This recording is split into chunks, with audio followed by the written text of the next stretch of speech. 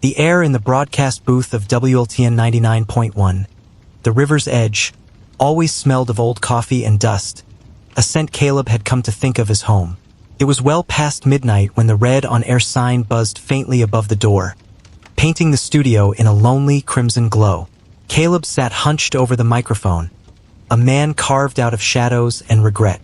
His voice, when it came, was like river stones rolling low, steady, and capable of carrying the weight of the water. He didn't play music, he read. He read the letters that arrived not through the U.S. mail, but simply appeared each afternoon on the worn oak desk, nestled amongst the bills and junk mail.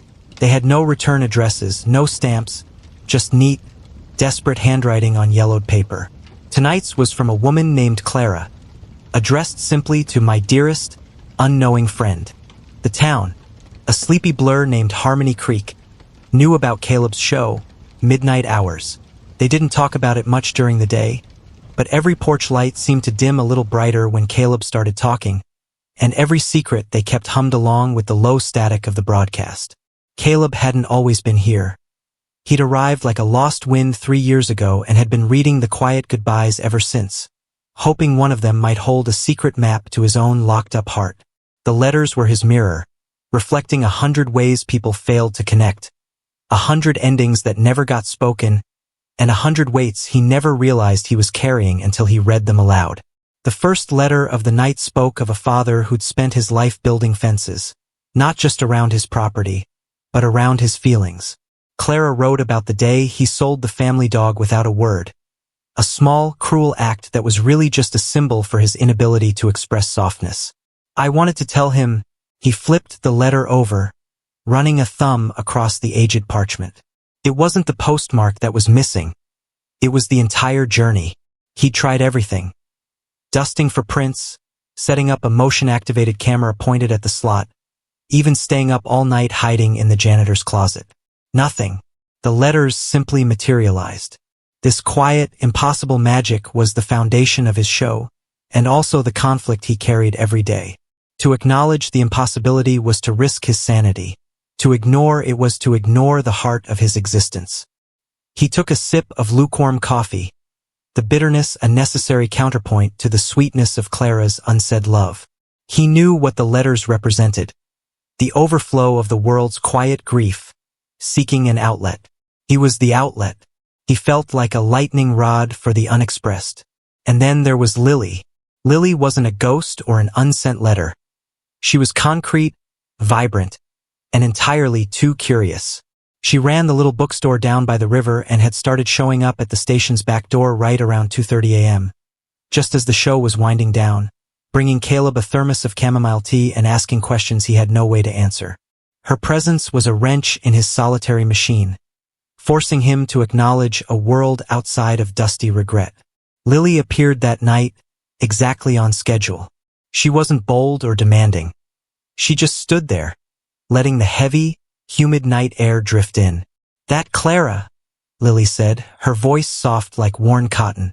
"She sounds like she needed a good scream more than a quiet letter."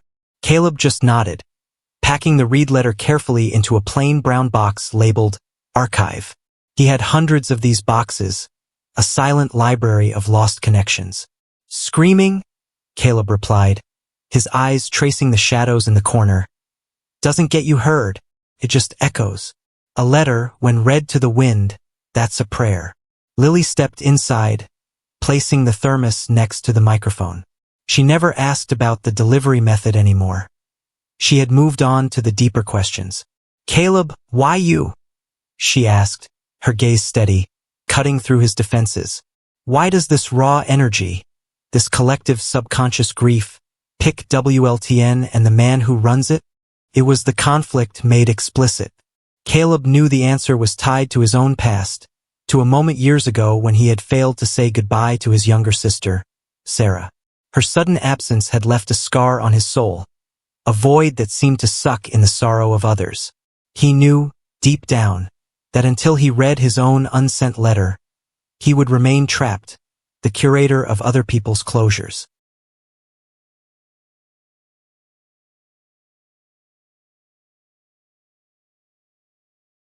The next day, A new letter sat on the desk. This one was thick, heavier than the others, folded meticulously inside an envelope made of dark, almost black paper. The ink was a pale, unsettling silver. Caleb felt a cold dread settle on him. This was different. This wasn't just grief. There was a quiet power in this paper. He kept it separate, placing it under his lamp, a shadow cast on its surface. Lily had mentioned the possibility of the station being bought out. Old George, the owner who had left Caleb the keys and vanished, was finally settling his estate, and a corporation from the city was sniffing around, promising to turn midnight hours into a synthetic pop playlist. That was the external conflict, the commercial world threatening the sacred space of WLTN. But the fear this new letter stirred was internal. It felt like a mirror to his own secret, the one he kept locked away about Sara. Reading it might free him, or it might consume him entirely. He spent the entire afternoon trying to decipher the faint smell it carried. Not dust or rain, but something metallic, like old pennies or fresh-turned earth. He knew he couldn't put off reading it. The letters demanded to be heard. When the red light flickered on at 1 a.m., Caleb found himself stalling, fiddling with the microphone levels, clearing his throat. The black envelope lay before him, a small, dark gravestone on the otherwise brightly lit desk. He started with a light, easy one, a letter from a farmer named Tom to his prize-winning bull, apologizing for selling him. It was absurd and gentle, a necessary buffer. But the listeners were waiting for the deep one. They could sense the shift in his tone, the hesitation in his usually unflappable voice.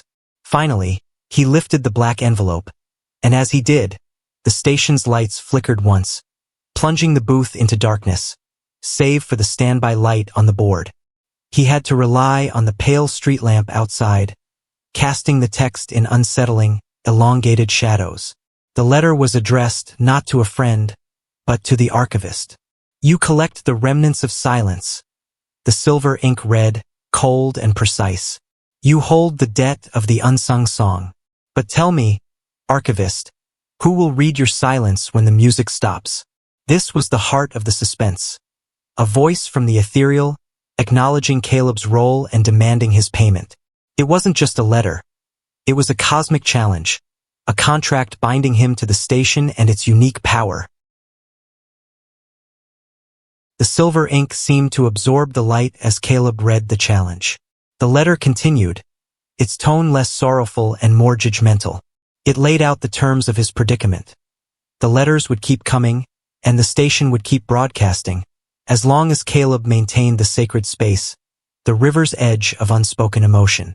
But the moment he tried to run, or the moment the station was sold, the archive, the boxes, the grief, the debt, would all come crashing down on him. It was a perfect, elegant trap. The letter, which he later learned was completely blank on the back, was signed only with a stylized glyph that looked vaguely like a looping river. This confirmed his deepest, most secret fear.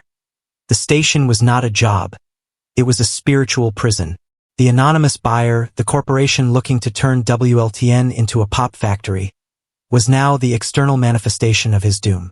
He had to fight for the station, not for the sake of the airwaves, but for the sake of his own freedom and the hundreds of lost souls who were finally finding their voice through him. He put the letter away, his hand shaking. When Lily came in later, she saw the paleness around his eyes. "What was in the black one?"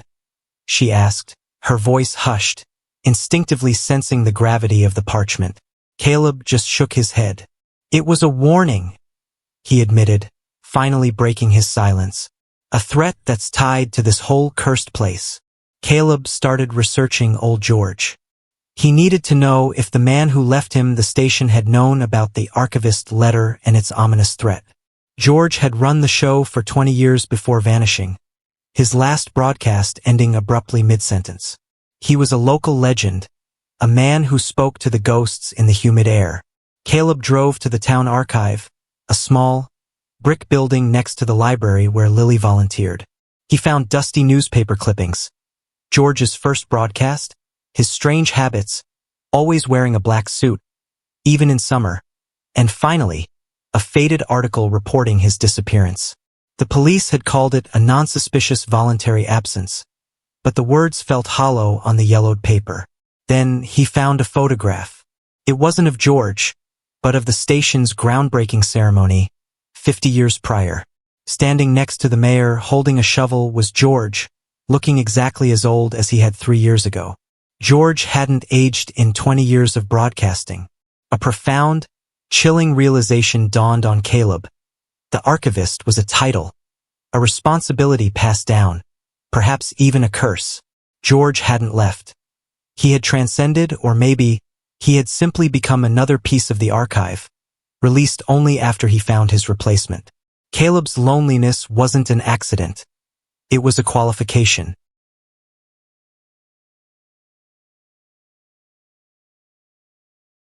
The realization about George fueled Caleb's fear and his resolve. He wasn't just losing a job. He was facing an eternity of quiet, vicarious suffering. He started actively fighting the sale. He used his daytime hours, previously spent sleeping or staring at the ceiling, to organize.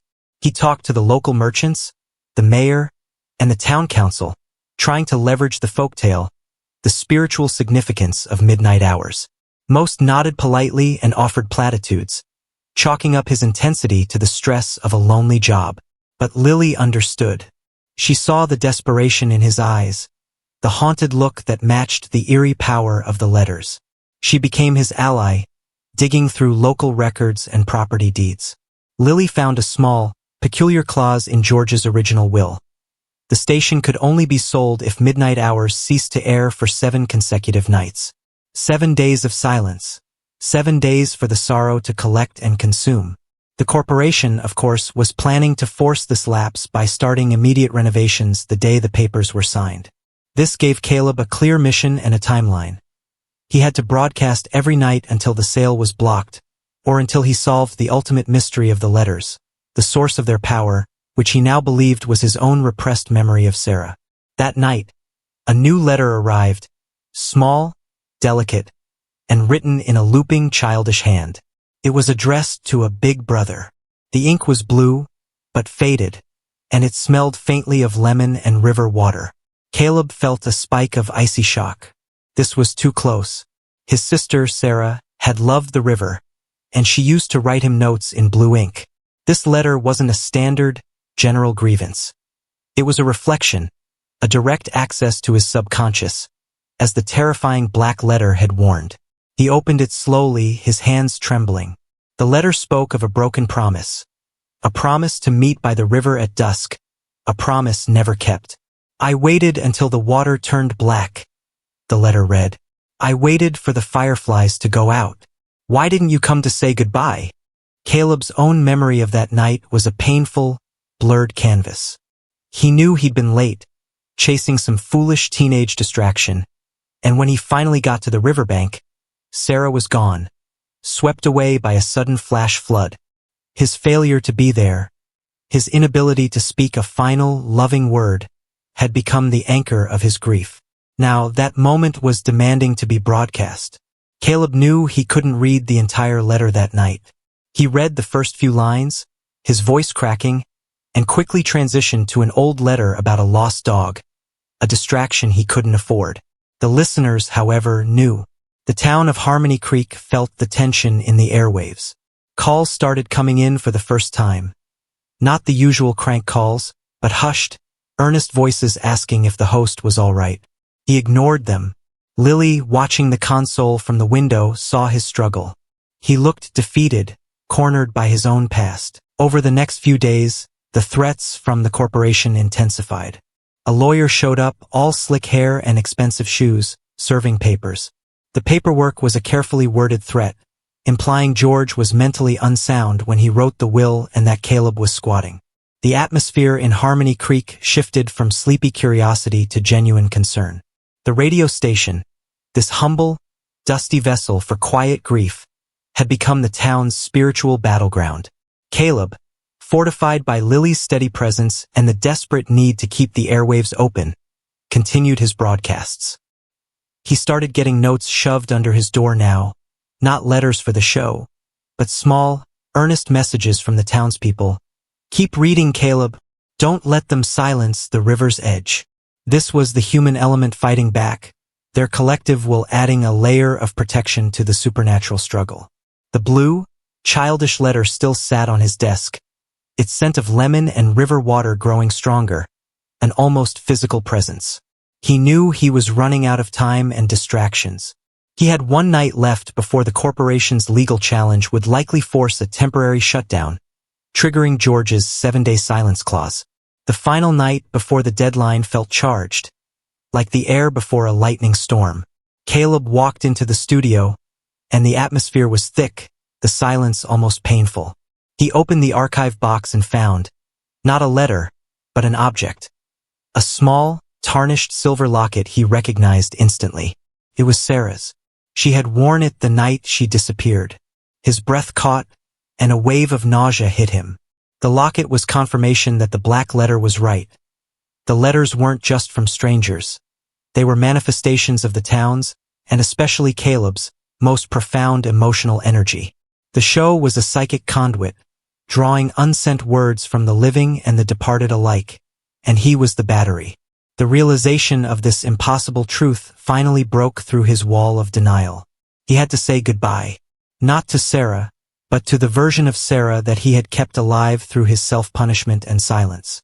He had to read his own letter, the one written in the language of his soul, the one the universe had been demanding. He sat down, and for the first time in 3 years, Caleb turned off the mic. He didn't want the world to hear this part yet. He pulled out a fresh sheet of paper and began to write. He wrote to the boy he was, the distracted, careless brother. He wrote to Sara, telling her it wasn't her fault, it was his, but that he had finally learned to forgive himself for the mistake of being late. He wrote the words he should have spoken by the riverbank. When the clock hit 1 a.m., he was ready. He looked at the sheet of paper, his own letter, his own unsent goodbye, and felt an unexpected lightness. He took a sip of water, adjusted the mic, and turned the red light back on. This time, he didn't introduce the show or the letter's author. He simply began, his voice deeper and truer than it had ever been, reading his own goodbye to Sara, the sister, the memory, the ghost. "My dearest Sara," he began. "I'm sorry I was late. I know you waited. I want you to know that I never forgot the color of your ribbon, or the way you laughed when I tickled you." He read slowly, detailing the memory of their last day, the foolish argument, the casual promise he broke. The reading took nearly 20 minutes, the longest segment midnight hours had ever run. As he spoke the final words, "I release you, and I release myself, from the river's edge," a profound, seismic shift occurred. The small, silver locket on his desk pulsed once, a tiny flash of cool blue light, and then turned to dust. The black envelope, which had been mocking him with its emptiness, disintegrated into fine, silver powder. Outside, across Harmony Creek, every single porch light that had been dimmed brightened suddenly, a collective gasp of relief echoing through the town's subconscious. The letters in the archive boxes, hundreds of them, all lost their dampness and their age, turning into ordinary, dry paper. The supernatural power, the psychic magnet that had held the station captive, was gone. The contract was fulfilled. Caleb had read the archivist's final requirement, his own story. He signed off the air with a simple, "Good night, Harmony Creek. Thank you for listening." And the airwaves went silent, cleaner and clearer than they had been in years. Lily rushed in, not with tea this time, but with wide, tear-filled eyes.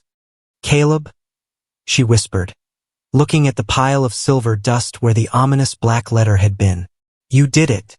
The air, it's clean." He felt it too. The crushing weight on his shoulders had lifted, replaced by a deep, aching exhaustion, but also a profound peace. The conflict was resolved. The archivist's curse was broken, not by legal papers or corporate maneuvering, but by an honest, public confession of private grief. The threat of the sale, however, was still external. The lawyer was due to file the papers in the morning, based on the non-existent threat of a forced silence. Caleb, though free of his personal demon, still had to save the station for the town that had, in its own quiet way, saved him.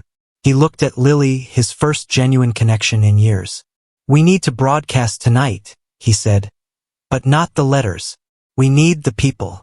This was the new chapter, turning the station from a sanctuary of silence into a beacon of community.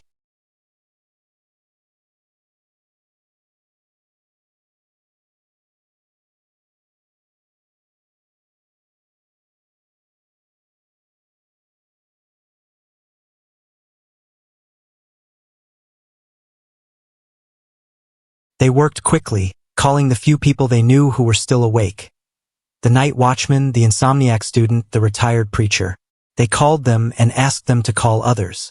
Caleb went back on air for a spontaneous, unscheduled extra hour, not as the archivist, but as Caleb, the man from the booth. He explained the situation simply. The corporation, the legal threat, the 7-day silence rule, and asked the people of Harmony Creek to use the power of their collective voice. Not in a letter, but on the phone. This station is ours, he stated. It holds our sorrow. If you want to keep the river's edge, you have to tell the judge why. The response was immediate and overwhelming. The phone lines, which had previously only carried the hushed calls of concern, lit up like a Christmas tree. People poured out stories of how the show had helped them grieve, how it connected them, and how it was the town's true, beating heart. The following morning, the corporation's slick lawyer, Mr. Stone, arrived at the station, briefcase in hand, ready to begin the formal shutdown process. He found Caleb and Lily waiting for him, but they weren't alone. Gathered outside the small, humble brick building was nearly half the town. They weren't shouting or protesting. They were standing quietly, respectfully, holding signs that read, "We are the edge, and don't silence our goodbyes." Mr. Stone, a man who dealt only in clean, corporate transactions and legal ambiguities, was visibly rattled by the sight of the quiet, determined crowd. Caleb didn't hand him a document. He handed him a folder filled with transcripts of the previous night's phone calls. Raw, emotional, undeniable proof of the station's profound community value. The unexpected, overwhelming public sentiment was a complication the city corporation hadn't accounted for. A powerful force that defied the simple logic of profit margins. Mr. Stone, seeing the collective, unwavering gaze of the town, retreated.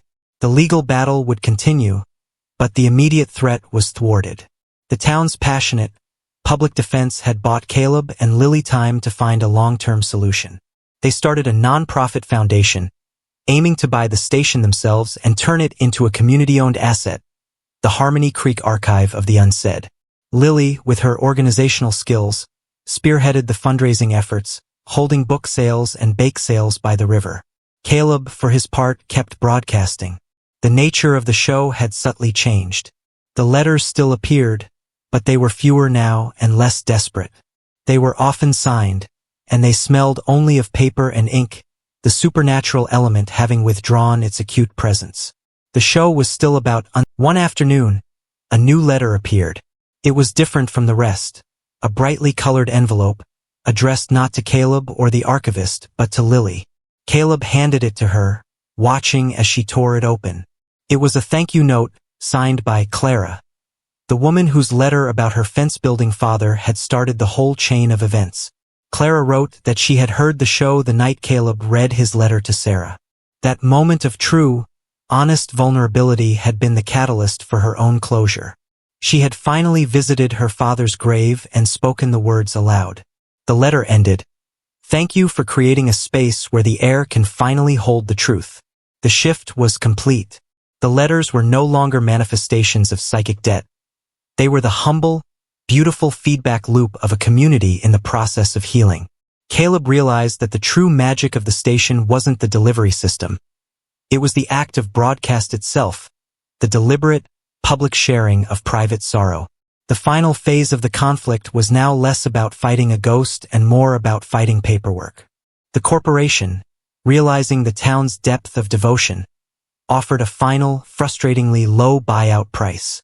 Caleb and Lily needed a miracle to raise the rest of the funds in time.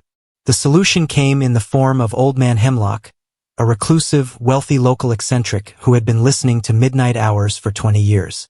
He arrived at the station one day in a rattling old pickup truck, wearing overalls and a straw hat, and simply signed a check for the remaining balance. George was a good man, he drawled, handing the check to a dumbfounded Caleb. He taught me how to say goodbye to my own mistakes. Now you keep that quiet place open, boy. That's more important than anything else in this valley. With the final paperwork signed, WLTN 99.1, The River's Edge, officially became a non-profit, community-owned station. Caleb was no longer an archivist, but the station manager, and Lily was his partner in every sense of the word. They stood together in the broadcast booth, the red light glowing, no longer a symbol of lonely duty, but of shared purpose. The conflict that had once been a psychic knot of guilt and impossibility was now a memory, a story they would one day tell their children. Caleb looked at the microphone, no longer seeing a trap, but a tool for connection. The loneliness that had once defined him was gone, replaced by the steady presence of Lily and the quiet, supportive hum of the town outside. The air still smelled like dust and old coffee, but now it carried something else, too. The faint, sweet scent of fresh hope.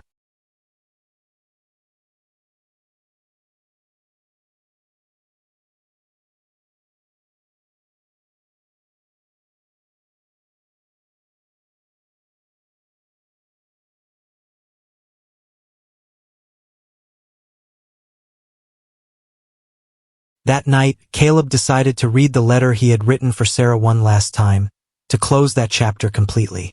He didn't read it for the listeners this time. He read it for himself. He spoke the words of forgiveness and release, ensuring the archive of his soul was truly cleared.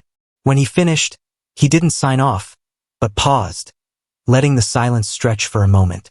He looked at Lily, who was watching him with a gentle smile. He took a deep breath and addressed the microphone, his voice warm and steady, a true Southern sound. "Harmony Creek," he said. "Tonight, we celebrate the chance to say hello, because sometimes the hardest goodbyes lead you right where you need to be."